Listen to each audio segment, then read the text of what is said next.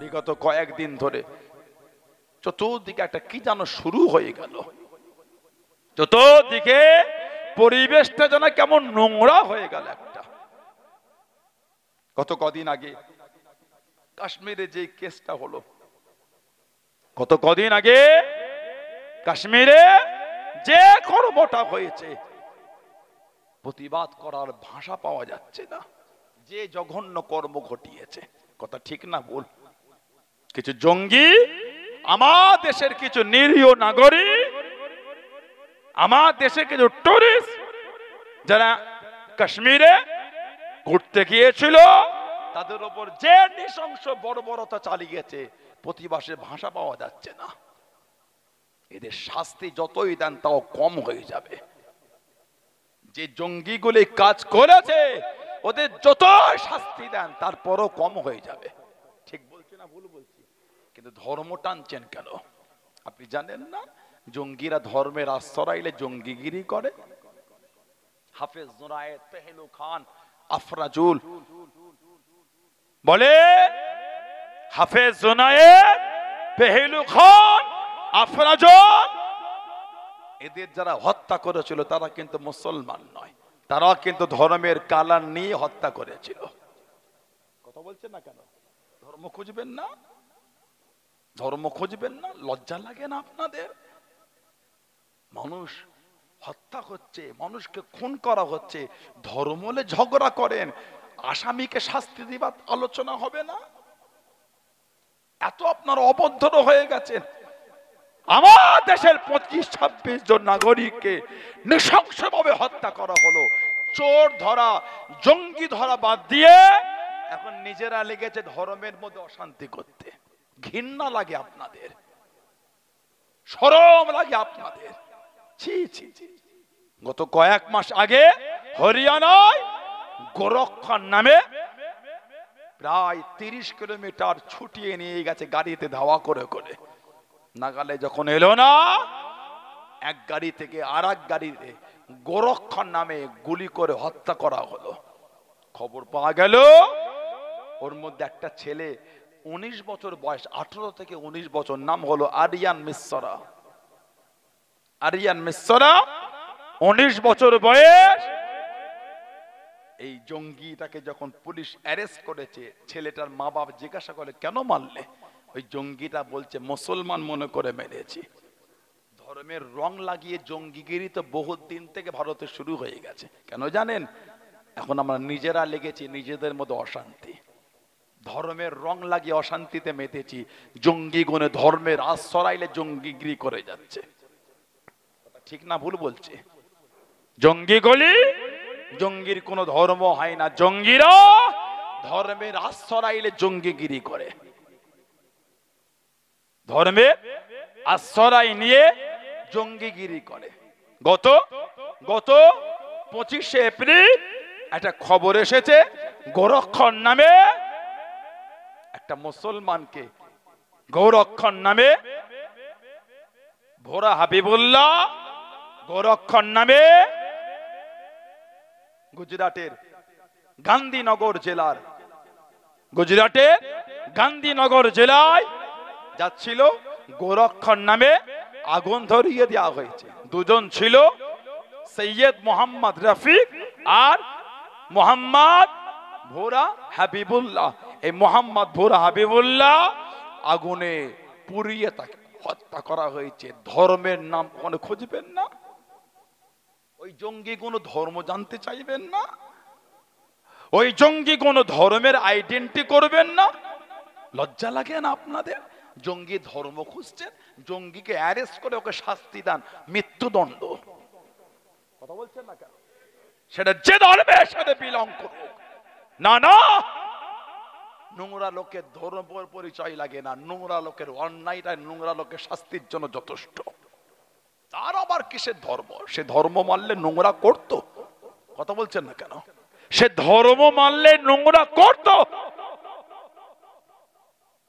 কাশ্মীরে যে ঘটনা ঘটেছে আমার দেশের নাগরিকের সাথে, সে সমস্ত পরিবারের প্রতি সমবেদনা জানায়। একটা মুসলমান, সেও তো শহীদ হয়ে গেল। আমার দেশের নদিয়ার তেহট্টর একটা ডিফেন্সের চাকরি করা আর্মি, তাকেও তো সেখানে হত্যা করে দিয়েছে, তাকেও তো সে শহীদ হয়ে গেল ছেলেটা। কথা ঠিক না ভুল বলছি? জন্টু শেখ, জন্টু আলী শেখ, নদিয়ার তেহট্টর। ধর্ম খুঁজবেন না কোন ধর্মে, ধর্ম দেখবেন না কোন ধর্মে, কাদের গাফিলতি, কাদের ফল, নিজেদের শরীর থেকে নিজেদের কাছ থেকে দায় এড়াবার জন্য জনগণকে ধর্মলে অশান্তি লাগিয়ে দিয়েছে। তোরা ধর্মলে লাফা, আমাদের প্রশ্ন করিসনি। কেমন জানেন, সেই উলঙ্গ রাজা পড়েছে না, মনে আছে আপনাদের? উলঙ্গ রাজা, রাজা প্রজাদের সামনে কল্পনার জামা পরছে, বাস্তবের জামা খুলে কল্পনার জামা, সবাই হাততালি দেয়, বাহ বাহ বাহ বাহ, রাজা কত সুন্দর। সেই বাচ্চাদের এসে বলেছে, রাজা তোর কাপড় কোথা, রাজা তোর কাপড় কোথা। এখন আমার দেশের কিছু রাজনৈতিক নেতা জনগণ তাদের এই প্রশ্নটা করে, রাজা তোর কাপড় কোথা, ও জন্য ধর্মে ধর্মে আমাদের মধ্যে দ্বন্দ্ব লাগিয়ে দিয়ে ওরা ও যেদের নিজেদের ফেসটাকে ঠিক রাখতে চাইছে। কথা ঠিক না ভুল বলছি? যাতে জনগণ ওদের প্রশ্ন না করে, রাজা তোর কাপড় কোথা। পুলওয়ামা অ্যাটাক হয়েছে, আমার দেশে 40 থেকে 42টা সেনা আমার দেশের জন্য জীবন দিয়ে দিল। বলেন, এই পুলওয়ামা অ্যাটাক 6 বছর হতে যাচ্ছে, এখন একজনের নাম প্রকাশ হলো না, এখন আমরা একজনকে শাস্তি দিতে দেখলাম না। লজ্জা আমাদের। কার ফ্রিজে কি আছে লোক জানতে পেরে যাচ্ছে, পুলওয়ামা অ্যাটাক জানতে পারলাম না। কাশ্মীরে গত 4 দিন আগে যেটা ঘটলো, এটা হবার পরে কয়েকটা আমাদের ইন্ডিয়ান ডিফেন্সে যারা আছেন, আর্মি আছেন, বিএসএফ আছেন, বিভিন্ন ডিপার্টমেন্টে যারা আছেন, কয়েকটা ভিডিও নেটে ঘুরছে। কাদের গাফিলতি এটা? সেনা চেকপোস্ট সরিয়ে দেওয়া হয়েছে, যাদের করে হত্যা করা হয়েছে তাদের কয়েকটা বিবৃতি ভিডিও এসেছে, 1.5 ঘন্টা পরও কোনো সরকারি লোক আসেনি। এই নিজেদের গাফিলতির চর্চা হবে না, ধর্মে ধর্মে লাগাচ্ছেন। অনেকে বলে ইসলাম জঙ্গিগিরি শেখায়, আস্তাগফিরুল্লাহ বলে, নাউজুবিল্লাহ বলে। আমার রাসূল বলেছে, আবু দাউদ শরীফের হাদিস, কোন মুসলিম যদি অন্যায় ভাবে কোন অমুসলিমকে কষ্ট দেয়, তার মালকে আত্মসাৎ করে নেয়, তার উপর জুলুম করে, আমি নবী ওই অমুসলিমের পক্ষ নিয়ে মুসলিমের বিরুদ্ধে কায়েমতে আল্লাহর আদালতে ওই মুসলিমের বিরুদ্ধে বিচার দেব। এটা আমার ইসলাম। সুবহানাল্লাহ বলে। আর কি জোরে বলা গেল না? আর কি জোরে বলা যাবে না? আমাদের নবী সাল্লাল্লাহু আলাইহি ওয়াসাল্লাম, নবী পাক বলে, আল্লাহর রাসূল বলেছেন যে কোন মুসলমান যদি কোন অমুসলিমকে হত্যা করে চুক্তির বদলে, অর্থের বিনিময়ে কোন নিরীহ অমুসলিমকে যদি হত্যা করে, আমার নবী বলেন ওই মানুষটা জান্নাতে যাওয়া দূরের কথা, জান্নাতের সুগন্ধ পাবে না। হাদিস শরীফে এসেছে, জান্নাতের খুশবুটা 40 বছরের রাস্তা এত দূর থেকে পাওয়া যাবে। কত বছর? 40 বছরের রাস্তা, এত দূর থেকে জান্নাতের সুগন্ধ পাবে। নবী বলেন ওই মুসলমান যে অন্যায় ভাবে অমুসলিমকে হত্যা করবে, 40 বছরের দূর থেকে জান্নাতের খুশবু পাওয়া যায়। নবী বলেছেন ওই মুসলমানটা জান্নাতে যাবে দূরের কথা, জান্নাতের খুশবুও পাবে না। ইসলামকে জঙ্গির সাথে, ইসলামকে অশান্তির সাথে জড়িয়ে দিও না। ইসলাম শান্তি, আমান আল্লাহ পাক করেছেন। জোরে বলো। আর জোরে বলা গেল না। আর যারা এই মায়া কান্না কেঁদে বলো ইসলাম মিটিয়ে দেবো, আলহামদুলিল্লাহ, ইসলাম কালও জিন্দা ছিল, ইসলাম আজও জিন্দা, ইনশাআল্লাহ ইসলাম কিয়ামতের সকাল পর্যন্ত জিন্দা থাকবে। জোরে বলো। জোরে বলা গেল না। আমার আল্লাহ আমাদের সাথে ওয়াদা করেছে, ইন্না দীনা ইনদাল্লাহিল ইসলাম, আমি আল্লাহ আমার তরফ থেকে একটাই মাত্র পছন্দনীয় দিন, যেই দিনটা হলো দিনে ইসলাম। বলুন আলহামদুলিল্লাহ। তাই জাতি, ধর্ম, বর্ণ নির্বিশেষে সমস্ত সম্প্রদায় মানুষ আমরা কাঁধে কাঁধ মিলিয়ে নোংরা লোকেদের কাছ থেকে দূরে থাকার চেষ্টা করব। নোংরা লোকেদের নোংরামি বন্ধ করাবো। কথা ঠিক না বল? তা না হলে আমরা শান্তিতে বাস করতে পারবো না। নোংরা লোক যারা আমাদের মধ্যে দ্বন্দ্ব লাগিয়ে বেড়াচ্ছে, ধর্মের মধ্যে অশান্তি লাগিয়ে দিচ্ছে। কই আমাদের তো অশান্তি নাই, আমাদের মধ্যে কোনো ভেদাভেদ নাই। 3 নম্বর লোকটা মাঝখানে কোথা থেকে এসে দ্বন্দ্ব লাগিয়ে দিচ্ছে। ঠিক না ভুল বলছি? আল্লাহ আমাদের রাজ্যে শান্তি দান, আল্লাহ আমাদের দেশে শান্তি দান, সমস্ত সম্প্রদায়কে আল্লাহ মিলেমিশে চলো তৌফিক দান করে, বলুন আমিন। জোরে বলে। আল্লাহ পাক কোরআন শরীফে বলেছেন, আল্লাহ পাক সূরা হাশরে জিকির করলেন, লাউ আনজালনা হাযাল কুরআন, যদি আমি আল্লাহ পাক এই কোরআনকে নাজিল করতাম কোথায়? আলা জাবালিন, পাহাড়ের উপরে, কি হতো? খাশিয়াম মুতাসাদ্দিআম মিন খাশিয়াতিল্লাহ। আমার আল্লাহ বলে পাহাড় আমি আল্লাহ আমার ভয়ে চূর্ণ বিচূর্ণ ধুলো হয়ে যেত। সেই কোরআন শরীফ আল্লাহ আমাদের নবীর উপর নাজিল করেছেন, বলবেন না সুবহানাল্লাহ। 23 বছর ধরে কোরআন শরীফ নাজিল হলো, 23 বছর। জিবরাইল আলাইহিস সালাম এই 23 বছরে 24,000 বার আমাদের নবী পাকের কাছে এসেছেন। 24,000-এর মধ্যে মাত্র 3 বার নিজের আসল চেহারায় এসেছেন, বাকি 23,997 বার উনি অন্য চেহারায় এসেছেন। সব থেকে বেশি এসেছিলেন হাসাতে দেহিয়া কালবি রাদিয়াল্লাহু আনহু, আমার নবী সাহাবীর চেহারায় সব থেকে বেশি এসেছিলেন, বলুন না সুবহানাল্লাহ। এত ইজ্জত আল্লাহ আমাদের দিয়েছেন নবী পাকের জন্য। তবে মানুষের জায়গা আল্লাহ দুটোর মধ্যে একটা করেছেন, হয় আসহাবুল ইয়ামিন বা আসহাবুশ শিমাল, হয় জান্নাতি না হলে জাহান্নামী। 3 নম্বর মধ্যখানে কোনো জায়গা নাই। আল্লাহ পাক কোরআন শরীফে সূরা হাশরে বলেছেন, লা ইয়াস্তাবি আসহাবুন নারি ওয়া আসহাবুল জান্নাহ, জান্নাতের অধিবাসী আর জাহান্নামের অধিবাসী দুজনে কিন্তু এক না।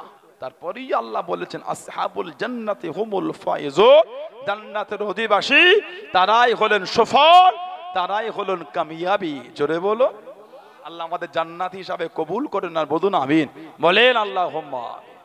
আমার ভাইয়েরা বাপজান মানবেন, নীতির উপর মজবুত। আমার নবী সাহাবী ছিলেন হযরতে আবু তালহা রাদিয়াল্লাহু তাআলা আনহু। মদিনা শরীফে যত খেজুরের বাগান ছিল সব থেকে বেশি ছিল ওনার নাম আবু তালহা রাদিয়াল্লাহু তাআলা আনহু। সব থেকে প্রিয় বাগানটার নাম ছিল বাইরুহা, প্রিয় বাগানের নাম বাইরুহা। ওই বাগানে একটা মিষ্টি পানির কুয়া ছিল। মদিনা শরীফে মিষ্টি পানি মানে বিরাট ব্যাপার। কুয়াটার নাম ছিল বীরহা নামক কুয়া। আল্লাহ নবী মদিনা শরীফে হিজরত করে গেলেন। ও যুবকেরা, ও আমার মুরব্বী বাপ জানেরাম, মায়েরা, বোনেরা, মগিরাম, আল্লাহ নবী সাহাবারাম, আল্লাহ নবী সাল্লাল্লাহু আলাইহি ওয়াসাল্লামের কাছে গেলেন। ইয়া রাসূলুল্লাহ, হাবিবাল্লাহ, আল্লাহ পাকের নবী, হুজুর পানির বড়টা কষ্ট হয়, আমরা পানি আনতে দিই হুজুর, আমাদের পানি নিতে দেয় না, ইহুদির কবজায় পানি, এই কুয়ার পানি নিতে যাই না, বীরের ওমর ওই কুয়ার পানি নিতে দেয় না। আল্লাহ নবী সাল্লাল্লাহু আলাইহি ওয়াসাল্লাম সাহাবাদের জানিয়ে দেন, সাহাবাদের শুনিয়ে দেন, ও বাবা সাহাবারা, তোমাদের মধ্যে কেউ কি আছে বাবা, তোমাদের মধ্যে কেউ কি আছো বাবা, যে বীরের রোমাটা কিনবে, যে বীরের রোমাটা কিনবে, আমি নবী জানিয়ে দিলাম, আমি নবী শুনিয়ে দিলাম, সে যেন নিজে জান্নাত কারাম দুনিয়া থেকে কিনে নিল। হযরত উসমান রাদিয়াল্লাহু তাআলা আনহু উঠে দাঁড়িয়ে গেলেন, ইয়া রাসূলুল্লাহ, হাবিবাল্লাহ, ইয়া রাসূলুল্লাহ, হাবিবাল্লাহ, আল্লাহ পাকের নবী, আমি উসমান বীরের রোমা কিনবো। জনে বলুন সুবহান, আর একটু জনে বলুন সুবহান। যে বীরের রোমাটা কিনবে, আমি রাসূল বলে দিলাম, সেজন্য নিজের জান্নাতটা দুনিয়া থেকে কিনে দিল। আমার নবী মাঝে মাঝে বলতেন, আমার একটাই সাহাবী দুনিয়া থেকে 2 বার, কোন বর্ণনায় 3 বার, দুনিয়া থেকে 3 বার জান্নাত কিনেছে। ওটা হলো আমার উসমান, বলুন না সুবহানাল্লাহ, রাদিয়াল্লাহু তাআলা আনহু। নবী পাকের সাহাবী হযরতে আবু তালহা রাদিয়াল্লাহু তাআলা আনহু, মদিনা শরীফে সবথেকে বেশি খেজুরের বাগানটা হচ্ছে ওনার। প্রিয় বাগানটার নাম ছিল বাইরুহা। আমাদের অনেকের অনেক জমি জায়গা আছে, সব জমি কিন্তু সবার প্রিয় নয়। সব জমি হলো ওর মধ্যে 1-2 জমি খুব প্রিয়, ঠিক জায়গা দেখে জায়গা, এই জমিটা খুব ভালো, আমার পছন্দের জমি, হয় না? কি বলেন? কম্পিটিশন সবারই হয়। প্রিয় বাগান বাইরোহা, ওই বাগানে কুয়া, বীরহা নামক কুয়া। বাগানটা ছিল পুরো নবাবী শরীফের উল্টো দিকে। আল্লাহ নবী নামাজ আদায় করে নিয়ে ওই বাগানের মধ্যে আল্লাহ নবী নিজে চলে গিয়ে আল্লাহ নবী সাল্লাল্লাহু আলাইহি ওয়াসাল্লাম নিজে হাতে বীরহা নামক কুয়া থেকে পানি তুলে পান করতেন। অনেক সময় আল্লাহ নবী ওই কুয়ার পানি নিয়ে উযু বানাতেন, অনেক সময় ওই গাছের পাকা পাকা খাজুরগুলি নিজে হাতে পেরে পেরে খেতেন, অনেক সময় গাছের নিচে আরাম করতেন। আল্লাহ নবী নবাবী শরীফে হজ করেন। কোরআন শরীফ ৩য় নম্বর সূরা সূরা আল ইমরানের ৯২ নম্বর আয়াত আল্লাহ পাক নাজিল করে দেন, লান তানালুল বিররা হাত্তা তুনফিকু মিম্মা তুহিব্বুন। হযরত আবু তালহা দাঁড়িয়ে গেলেন, ইয়া রাসূলুল্লাহ হাবিবাল্লাহ, ইয়া রাসূলুল্লাহ হাবিবাল্লাহ, আল্লাহ পাকের নবী হুজুর বিয়াদিহি মাফ করুন, গুস্তাখিটা ক্ষমা করুন। আল্লাহ পাকের নবী সাল্লাল্লাহু আলাইহি ওয়াসাল্লাম, আমি আবু তালহা আমার এই খাজুরের বাগান, আমার এই খাজুরের বাগান বাইরুহা নামক বাগান খারাপ আল্লাহ রাসূল আপনার কাছে দান করে দিলাম। জনে বলুন সুবহান, আর একটু জনে বলুন সুবহান। আল্লাহ নবী জিজ্ঞাসা করলেন, আল্লাহ নবী জানতে চাইলেন, ও বাবা আবু তালহা, তোমার তো এত খাজুরের বাগান, এইটা কেন প্রিয় বাবা, এইটা কেন প্রিয় বাবা? ইয়া রাসূলুল্লাহ হাবিবাল্লাহ, ইয়া রাসূলুল্লাহ হাবিবাল্লাহ, আল্লাহ পাকের নবী হুজুর বিয়াদিহি মাফ করুন, আমার খাজুরের বাগানে আপনি নিজে চলে গিয়ে এই কুয়া থেকে পানি তুলে পান করেন, গাছের পাকা পাকা খাজুরগুলি খান, এর থেকে আনন্দ আর কিছু নাই, এর থেকে খুশি আর কিছু নাই। আমি আবু তালহা, এটা আমার প্রিয় বাগান, আল্লাহ রাসূল আপনার কাছে দান করে দিলাম। জনে বলুন সুবহান। বাগান অনেক, সব বাগানে আপনি যান না, বাগান অনেক, সব বাগানে আপনি যান না। হুজুর, ইয়া রাসূলুল্লাহ সাল্লাল্লাহু আলাইহি ওয়াসাল্লাম, হুজুর এই বাগানটায় আপনি যান, ওই বীরহা নামক কুয়া থেকে নিজে হাতে পানি তুলে পান করে। হুজুর এই গাছের পাকা পাকা খাজুরগুলি খান, গাছের নিচে আরাম করেন, এর থেকে আনন্দ তো আমার জীবন আর কিছু নাই। বাগান আমার হলো, আপনি তো আপনার নিজের মনে করেছেন, বলুন না সুবহানাল্লাহ। আর আল্লাহ পাক আয়াত দিলেন, লান তানালুল বিররা হাত্তা তুনফিকু মিম্মা তুহিব্বুন, ততক্ষণ পর্যন্ত তোমাদের মধ্যে পরিপূর্ণ ঈমানদার কামেল মুমিন আল্লাহওয়ালা হতে পারবে না কতক্ষণ, যতক্ষণ সে তার প্রিয় মাল আল্লাহর রাস্তায় ব্যয় না করে দিতে পারছে। হুজুরের থেকে প্রিয় আর কিছু নাই, আল্লাহর রাস্তায় হুজুর দিয়ে দিলাম। জোরে বলেন। 5টা যাকাতে শাড়ি দিয়ে বিরাট ব্যাপার, 5টা যাকাতের লুঙ্গি দিয়ে কঠিন পরিস্থিতি, বিরাট ভাব। কি রে তোর ঘর আজকে তো ভিড়, দামি দামি শাড়ি কিনেছিলাম রে, জাকাতে শাড়ি দিচ্ছিলাম রে, অনেক শাড়ি নিয়ে এসছিলাম, বাজারে গেবিয়ে ফেললো একদম, ওর পাশে দাঁড়াবার মতো না। হ্যাঁ গো দেন, যাকাত আপনাকে আমাকে দিতেই হবে, না দিলে গুনাহগার, এমনি দান না করলে গুনাহগার না। ফরজ নামাজ আদায় করতেই হবে, ওয়াজিব নামাজ আদায় করতেই হবে, সুন্নাতে মুআক্কাদা আদায় করতেই হবে, নফল আর সুন্নাতে জায়েদা না পড়লে গুনাহ নাই। কিছু বুঝতে পেরেছেন? তাহাজ্জুদ না পড়লে গুনাহ নাই, বিতির না পড়লে গুনাহ। তাহাজ্জুদ না পড়লে কি গুনাহ নাই, পড়লে দরজা আলা হবে। সুবহানাল্লাহ বলেন। পড়লে মাকাম কি আলা হবে।